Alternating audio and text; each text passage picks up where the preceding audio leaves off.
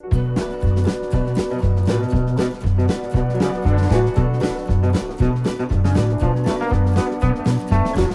I think that's one of the big differences between how Sriram approaches the space and how we approach the space, right? I think for us, one of the things that I've always kind of been a believer of is that I want to make content available wherever people are listening.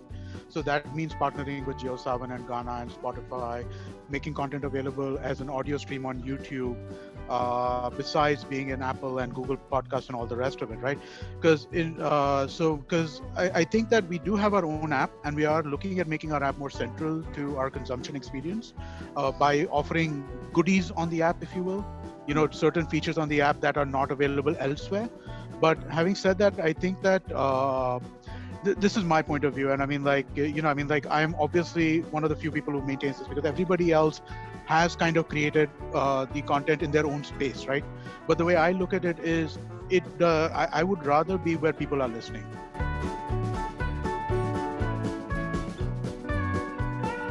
When we see more money in the ecosystem, very honestly, that's the honest answer.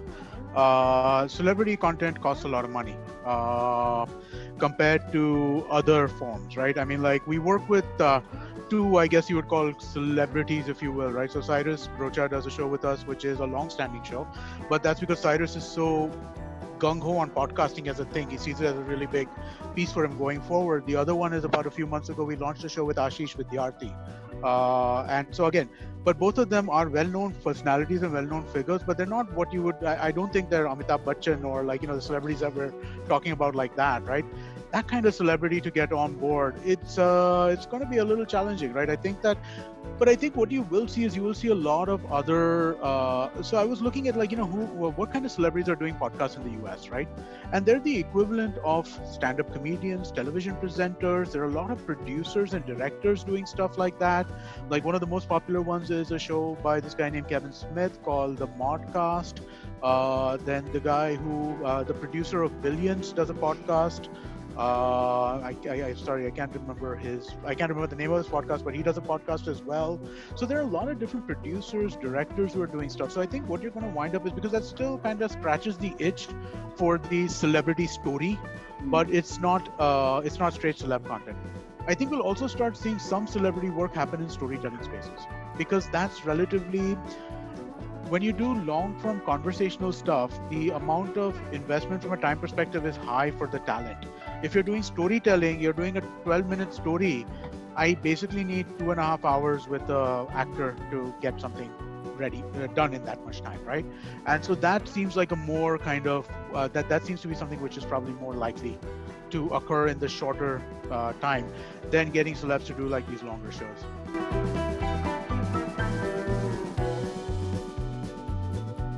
One of the challenges with podcasting, the way we approach it, as opposed to the way Sriram does it, right? And I don't mean to put words in your mouth, so correct me if I'm wrong.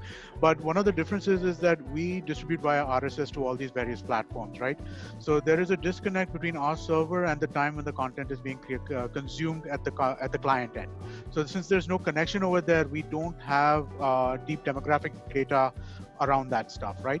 So that is one of the challenges. But having said that, the general kind of, when we do these surveys, go back and kind of look at them, right?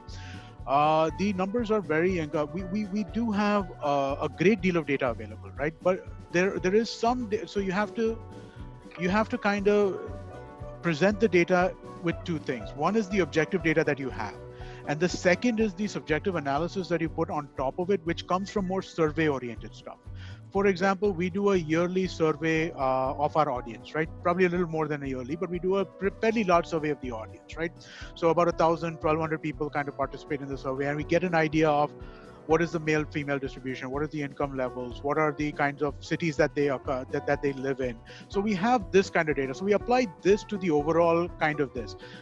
Because again, I think that that is the value that is visible right now. Because if you were to try and slice it narrowly on each piece, that data is simply not available. And to make that available, I have to make it so that you can only listen to my content on my app. And I don't know that that is the way that we want to kind of go with that. Go ahead.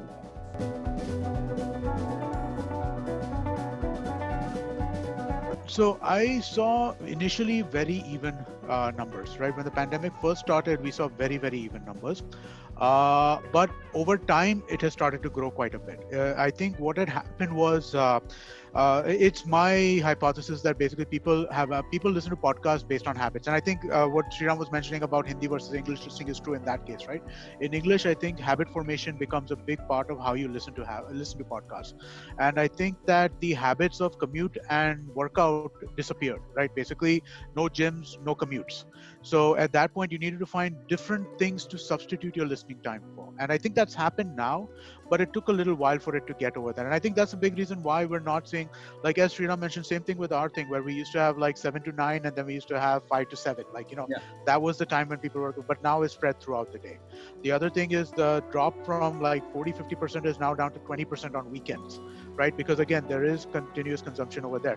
People found the times that they needed to kind of listen to, and I think that's what is the difference. Now, I hope that these new times stick after pandemic so that we can see like a big boom happen then. But It very well might, Amit, because we've seen 22% increase in listenership Uh-huh. and nearly 25% in the time spent as well, right? So now we squarely feel it's our job that we have, audience have come to us. Now it's squarely our responsibility to keep them. So we are doubling down on production. Makes sense.